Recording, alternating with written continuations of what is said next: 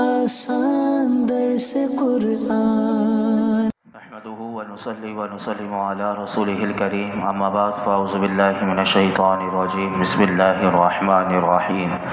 وإن فاتكم شيء من أزواجكم إلى الكفار فعاقبتم فآتوا الذين ذهبت أزواجهم مثل ما أنفقوا واتقوا الله الذي أنتم به مؤمنون۔ اور اگر بھاگ جائے تم سے کوئی عورت تمہاری بیویوں سے کفار کی طرف، پھر تمہاری باری آ جائے کہ کافرہ تمہارے قبضے میں آ جائے،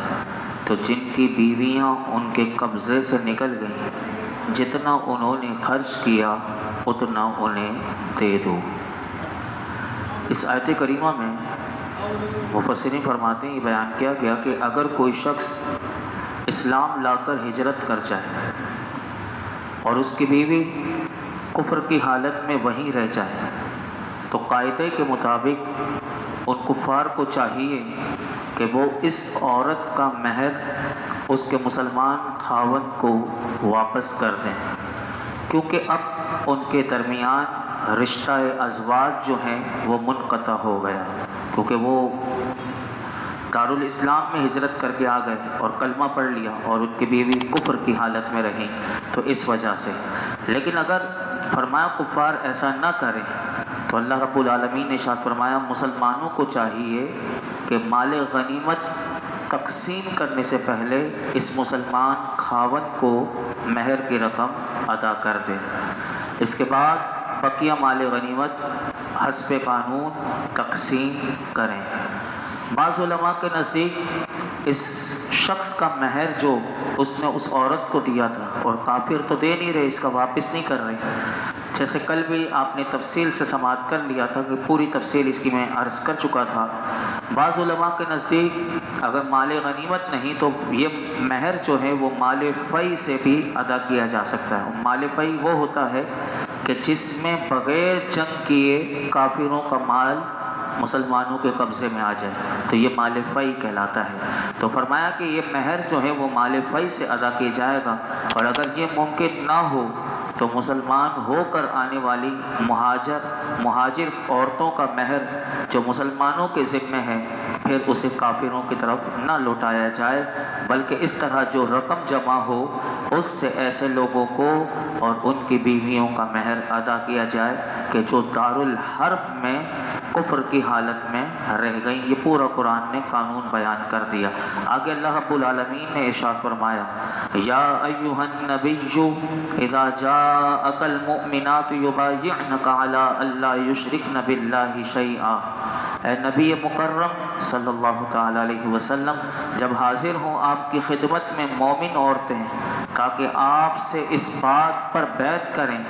کہ وہ اللہ کے ساتھ کسی کو شریک نہیں بنائیں گی، ولا یسرقن، اور نہ چوری کریں گی، ولا یزنین، اور نہ بدکاری کریں گی، ولا یقتلن اولادہن، اور نہ اپنے بچوں کو قتل کریں گی، ولا یأتین ببہتان یفترینہ، اور نہیں لگائیں گی جھوٹا الزام جو انہوں نے گھڑ لیا ہو، بین ایدیہن وارجلہن، اپنے ہاتھوں اور پاؤں کے درمیان، ولا یعصینک فی معروف فبایعہن واستغفر لہن اللہ، اور نہ آپ کی نافرمانی کریں گی کسی نیک کام میں تو اے میرے محبوب انہیں بیعت فرما لیا کرو، واستغفر لہن اللہ، اور اللہ سے ان کے لیے مغفرت مانگا کرو، ان اللہ غفور رحیم، بے شک اللہ تعالی غفور الرحیم ہے۔ اس آیت کریمہ میں یہ بیان کیا کہ مفسرین فرماتے ہیں کہ جب فتح مکہ ہو گیا اور فتح مکہ ہونے کے بعد دھڑا دھڑ لوگ نبی پاک صلی اللہ علیہ وسلم کی بارگاہ میں حاضر ہو کر بیعت کر کے مشرف و اسلام ہونے لگے، تو مکے کی جو عورتیں تھیں وہ بھی نبی پاک صلی اللہ علیہ وسلم کی بارگاہ میں حاضر ہوئیں، تو نبی پاک صلی اللہ علیہ وسلم نے حضرت فاروق اعظم رضی اللہ تعالیٰ عنہ کو عورتوں کی بیعت لینے پر مقرر فرمایا، اور جن باتوں پر بیعت لی گئی اس کا ابھی آپ نے ترجمے میں سماعت کر لیا کہ ان باتوں سے، اس آیت میں جو ذکر کیا گیا ان سے اس باتوں پر بیعت لی گئی اور ان پر عمل کرنے کا ان سے پختہ وعدہ لیا گیا۔ نبی پاک صلی اللہ علیہ وسلم نے بیعت لی تو اس کو مفسرین نے اس طرح لکھا کہ جس وقت نبی پاک صلی اللہ علیہ وسلم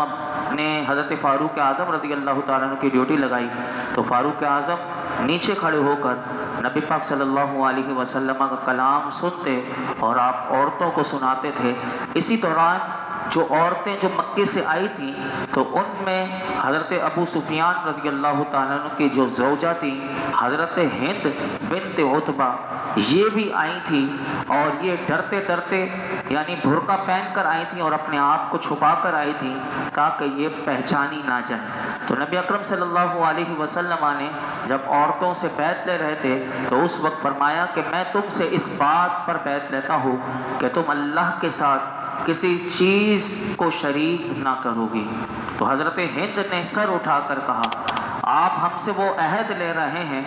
جو ہم نے آپ کو مردوں سے لیتے ہوئے نہیں دیکھا۔ تو مفسرین فرماتے ہیں یہ انہوں نے کہا تو اس وقت جو حضور نے مردوں سے جو بیعت لی تھی اس میں صرف اسلام اور جہاد پر بیعت لی گئی تھی۔ پھر نبی پاک صلی اللہ علیہ وسلم نے اگلا جملہ ارشاد فرمایا کہ چوری نہ کرو گی۔ تو حضرت ہند جو ہیں انہوں نے دوبارہ عرض کی تو وہ کہنے لگی حضرت ابو سفیان جو ہیں وہ بخیل آدمی ہیں اور میں نے ان کا مال ضرور لیا ہے، یعنی ان کی غیر موجودگی میں ان کا مال لیا ہے، اور میں نہیں سمجھتی کہ مجھے حلال ہوا یا نہیں۔ یعنی حضور فرما رہے ہیں چوری نہیں کرو گی، کہتے ہیں میں نے تو اپنے شوہر کا مال نکالا ہے، اب میں نہیں سمجھتی کہ مجھے حلال ہوا یا نہیں۔ تو مفسرین کہتے ہیں حضرت ابو سفیان جو تھے وہ وہیں کھڑے ہوئے تھے، حاضر تھے، تو انہوں نے اپنی بیوی کو کہا کہ جو تو نے پہلے لیا جو آئندہ لے گی تیرے لیے سب حلال ہے، یعنی اجازت دے دی۔ پھر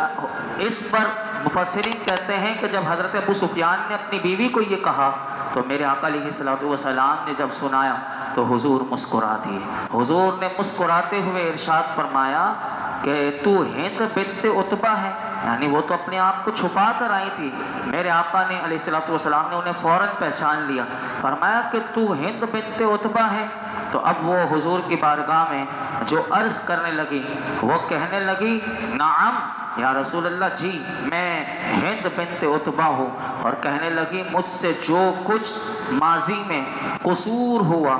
وہ مجھے معاف فرما دیجیے، یعنی اسلام لانے سے پہلے مجھ سے جتنی غلطیاں ہوئی میں آپ سے معافی چاہتی ہوں۔ تو میرے آقا علیہ الصلوۃ والسلام سے وہ معافی مانگنے لگی تو نبی پاک صلی اللہ علیہ وسلم نے اگلا جملہ ارشاد فرمایا عورتوں سے بیعت کا، فرمایا بدکاری نہ کرو گی۔ تو حضرت ہند جو ہیں انہوں نے پھر کہا کیا کوئی آزاد عورت بھی بدکاری کرتی ہے؟ تو پھر ارشاد فرمایا اگلا جملہ پھر اپنی اولاد کو قتل نہ کرو گی۔ تو حضرت ہند نے پھر دوبارہ کہا کہ ہم نے چھوٹے چھوٹے بچے پالے، جب وہ بڑے ہو گئے تو آپ نے انہیں قتل کر دیا، اب آپ جانیں اور وہ جانیں۔ تو یہاں پر مفسرین نے یہ لکھا کہ حضرت ہند رضی اللہ تعالیٰ عنہ نے یہ اس لیے کہا کہ ان کا ایک لڑکا تھا حنظلہ، اس کا نام تھا حنظلہ بن ابو سفیان، یہ بدر کی جنگ میں آیا تھا اور بدر کی جنگ میں یہ مارا گیا تھا کیونکہ یہ کافروں کی طرف سے آیا تھا، تو یہ اس لیے کہنے لگی۔ حضرت ہند کی یہ گفتگو سن کر مفسرین کہتے ہیں فاروق اعظم رضی اللہ تعالیٰ عنہ کو بھی بہت ہنسی آئی، اب حضور بیعت لے رہے ہیں اور یہ یعنی اس طرح گفتگو کر رہی ہیں۔ پھر میرے آقا علیہ الصلوۃ والسلام نے اگلا قرآن بتاتا ہے، ارشاد فرمایا اپنے ہاتھ اور پاؤں کے درمیان کوئی بہتان نہ گڑو گی۔ تو حضرت ہند نے اس وقت کہا خدا کی قسم بہتان بہت بری چیز ہے، اور نبی پاک صلی اللہ علیہ وسلم ہمیں نیک باتوں اور اچھی خصلتوں کا حکم دیتے ہیں۔ پھر نبی پاک صلی اللہ علیہ وسلم نے ارشاد فرمایا کہ کسی نیک بات میں رسول کریم صلی اللہ علیہ وسلم کی نافرمانی نہ کرو گی۔ اس پر بھی حضرت ہند نے کہا، اس پر حضرت ہند کہنے لگی رضی اللہ تعالیٰ عنہ، انہوں نے کہا اس مجلس میں جو ہم بیعت کرنے کے لیے حاضر ہوئی ہیں اپنے دل میں آپ کی نافرمانی کا خیال بھی نہ آنے دیں، اور یہ جتنی بیعت کی باتیں تھیں مفسرین کہتے ہیں تمام عورتوں نے ان باتوں پر بیعت کی اور اس کا اقرار کیا، اور ان کی تعداد 457 عورتیں آئی ہوئی تھیں، یعنی 457 جن سے یہ بیعت لی گئی۔ تو یہاں پر مفسرین نے ایک بات اور بھی لکھی کہ یہ جو حضرت ہند نے یہ جو باتیں کہی تھی نبی پاک صلی اللہ علیہ وسلم سے اور یہ کہنے لگی، تو اس کی وجہ جو مفسرین نے لکھی وہ اس وجہ سے وہ یہ کہنے لگی کہ کیونکہ وہ زمانہ جاہلیت میں، یعنی ان کا جو دور گزرا تھا وہ زمانہ جاہلیت میں گزرا تھا، اس لیے یہ شوخی جو ان کے اندر تھی ان کی طبیعت میں، کیونکہ ساری زندگی وہ جہالت والی زندگی میں گزاری تھی، تو اب کیونکہ انہوں نے اسلام قبول کر لیا تھا، لیکن کیونکہ بچپن کی جو عادت ہوتی ہے تو اس لیے وہ کلام میں بار بار حضور سے یہ عرض کر رہی تھی۔ یہاں پر جو ہم نے بات سیکھنی ہے وہ یہ کہ مفسرین نے اس مقام پر اس آیت کریمہ کے تحت یہ لکھا کہ نبی پاک صلی اللہ علیہ وسلم عورتوں سے جب بیعت دے رہے تھے تو حضور نے کسی عورت سے مصافحہ نہیں فرمایا۔ اب دیکھیں میرے آقا علیہ الصلوۃ والسلام نے کسی عورت کو اپنا دست مبارک بھی چھونے نہیں دیا۔ تو حضرت عائشہ صدیقہ رضی اللہ تعالیٰ عنہ فرماتی ہیں اللہ کی قسم بیعت کرتے وقت آپ کے ہاتھ نے کسی عورت کے ہاتھ کو بھی مس نہ کیا، اور میرے آقا علیہ الصلوۃ والسلام صرف اپنے کلام سے بیعت کرتے تھے۔ اور یاد رکھیے کہ بیعت کی کیفیت بھی یہ بیان کی گئی کہ اب اتنی ساری عورتیں تھیں تو کس طرح، تو مفسرین نے لکھا دو طریقے تھے، دونوں پر عمل ہوا کہ ایک تو یہ کہ بڑا برتن منگوا لیا اور اس میں پانی تھا، میرے آقا علیہ الصلوۃ والسلام نے اپنا ہاتھ مبارک اس پانی میں رکھا، اور وہ جو کیونکہ برتن اتنا بڑا تھا باقی عورتیں بھی رکھتی جاتی تھیں اس پانی میں، اور اس طرح عورتوں نے اپنے ہاتھ ڈال کر حضور سے بیعت کی۔ اور یہ بھی بتایا گیا کہ کپڑا تھا، یعنی حضور نے کپڑے کا ایک سرا اپنے ہاتھ پہ پکڑا اور دوسرا عورتوں نے ان کپڑوں کو ہاتھ لگا دیا اس طرح، لیکن حضور نے کسی کو عورت کو چھوا نہیں۔ جیسے کہ ہمارے یہاں اگر کوئی پیر بھی ہو تو پیر کے لیے بھی یہ اس آیت کریمہ کے تحت مفسرین نے یہ مسائل لکھے کہ پیر کسی کو مرید کرتے وقت عمومی توبہ کے ساتھ خاص ان گناہوں سے بھی توبہ کرائے جن میں مرید گرفتار ہے۔ اب یہ دیکھیے کہ عورتوں میں یہ پائی جا سکتی ہے، تو میرے آقا علیہ الصلوۃ والسلام نے ان تمام چیزوں سے ان سے توبہ کروائی کہ چوری نہ کریں گی، زنا نہ کریں گی، بدکاری نہ کریں گی، رسول اللہ کی نافرمانی نہ کریں گی، اور جتنے اچھے کام ہیں اپنی اولاد کو مفلسی کی وجہ سے قتل نہ کریں گی، یہ تمام باتیں۔ اسی طرح اگر کوئی پیر ہو تو اس پیر کے لیے بھی یہ ہے کہ اس کو پتہ ہونا چاہیے کہ میرا مرید جو ہے اگر وہ تارک نماز چھوڑنے والا تو اس بے نمازی سے ترک نماز کی توبہ کروائے گا، اگر سود خور ہے مرید تو سود خوری سے خاص طور پر اس سے توبہ کروائے گا، اور آئندہ کے لیے اس پر قائم رہنے کا حکم دے گا کہ سود سے بچے گا، نمازوں کی غفلت کرنے سے بچے گا۔ اسی طرح عورتوں کو ہاتھ میں ہاتھ دے کر پیر کبھی مرید نہیں کروائے گا، یہ باتیں ہمیں پتہ ہونی چاہیے۔ پیر صاحب کی محبت میں بعض لوگ اتنے اندھے ہوتے ہیں کہ یہاں پر ہمارے ایسا بھی دیکھا جاتا ہے کہ عورتیں باقاعدہ ہاتھ دے دیتی ہیں اور وہ بے پردہ بھی ہو کر آ جاتی ہیں، تو اس طرح کے یہ تمام معاملات کا بھی خیال رکھنا پڑے گا۔ یہ بیعت اگر ہونی ہے تو زبانی کلامی ہوگی، اور پردہ وہ چاہے پیر ہے کوئی بھی ہے شرعی پردہ اس سے بھی ہوگا، اور ہاتھ تو پھر لگانا یہ بہت ہی، نبی پاک صلی اللہ علیہ وسلم سے پاکیزہ ہستی اس کائنات میں کون ہے، جب انہوں نے کبھی کسی عورت کو اپنا ہاتھ نہیں چھونے دیا تو پھر آج کے پیروں کو اگر عورتیں اپنا ہاتھ دیں اور جو دم درود کروانے کے لیے بھی اپنے جسم کو اگر اس طرح چھونے دیں، یہ کسی کو بھی اجازت اس بات کی نہیں ہے۔ اسی طرح پیر کو چاہیے کہ بیعت لینے کے بعد اپنے مرید کے لیے دعائے مغفرت کرے، جیسے کہ میرے آقا علیہ الصلوۃ والسلام نے یہ ساری باتیں جب ان سے لے لی تو اب آپ دیکھیں اللہ نے اپنے حبیب سے کیا فرمایا، وَاسْتَغْفِرْ لَهُنَّ اللَّهُ، اے محبوب آپ اللہ سے ان کے لیے مغفرت مانگا کرو، کہ فرمایا کہ اگر ان عورتوں نے جن باتوں کی شرائط آپ نے اس باتوں پر ان سے عہد لیا ہے تو اگر ان باتوں کی پابندی پر یہ آمادہ ہو گئی ہیں اور آپ فبایعہن، اب آپ ان کی بیعت فرما لیں اور انہیں بیعت فرمانے کے بعد ان کے لیے مغفرت کی دعا مانگیں، بے شک اللہ غفور رحیم ہے۔ جب آپ کے ہاتھ اٹھیں گے تو محبوب انہیں خالی نہیں لوٹایا جائے گا، بلکہ آپ کی دعا کی برکت سے ان عورتوں کے عمر بھر کے گناہوں کو، جن میں شرک کفر سر فہرست سے، اللہ بخش دے گا اور ان کے لیے اپنی رحمت کے دروازے کھول دے گا۔ تو یہاں پر یہ مسئلہ بھی مفسرین نے نکالا کہ پیر کو بھی یہ چاہیے کہ بیعت لینے کے بعد اپنے مرید کے لیے دعائیں مغفرت کریں، اللہ اس میرے مرید کی مغفرت فرما دے۔ تو فرمایا کہ اللہ تعالیٰ اس پیر کی دعا کی برکت سے اللہ اس کی بخشش فرما دے۔ نمبر 3 جو بات ہمیں پتہ چلی وہ یہ کہ خود توبہ کرنے کا حکم ہے اور اللہ تعالیٰ کے کسی مقبول بندے کے ہاتھ پر توبہ کرنے کا دوسرا حکم ہے، یہ بھی اس آیت کریمہ سے پتہ چلا۔ نمبر 4 مسلمانوں کا مشائخ کے ہاتھ پر بیعت ہونا یہ سنت ہے، کیونکہ یہ مومنہ عورتیں نبی پاک صلی اللہ علیہ وسلم سے اس کی بیعت کرتی تھی کہ ہم آئندہ گناہوں سے بچیں گے، اور یہی مشائخ کی بیعت کا منشا ہوتا ہے۔ اور یاد رکھیے گا بیعت 4 قسم کی ہوتی ہے۔ نمبر 1 بیعت اسلام، جو اسلام کی بیعت، جیسے میرے آقا علیہ الصلوۃ والسلام نے سب سے لی، بیعت خلافت اور بیعت تقوی اور بیعت توبہ۔ آج کل کی جو بیعت مریدین جو کرتے ہیں اپنے مشائخ سے، یا تو وہ بیعت توبہ ہوتی ہے یا بیعت تقوی ہوتی ہے، اور اس بیعت کا جو ماخذ ہے وہ اس جیسی دوسری آیات ہیں۔ آخری آیت بیان کر کے میں اپنی گفتگو سمیٹتا ہوں۔ فرمایا یا ایھا الذین آمنوا لا تتولوا قوما غضب اللہ علیہم قد یئسوا من الآخرۃ کما یئس الکفار من اصحاب القبور۔ اے ایمان والو، ان لوگوں سے دوستی نہ کرو جن پر اللہ نے غضب کیا، بے شک وہ آخرت سے نا امید ہو چکے ہیں، جیسے کافر